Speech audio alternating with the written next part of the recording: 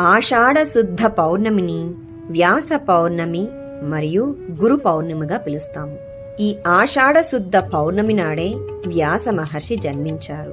వ్యాసుడు అంటే సంస్కృతంలో విభజించటం.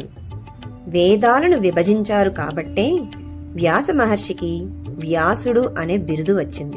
వ్యాస మహర్షి అసలు పేరు కృష్ణద్వైపాయుడు. ఈయన సప్త చిరంజీవులలో ఒకరు. గురువు అంటే జ్ఞాన స్వరూపం.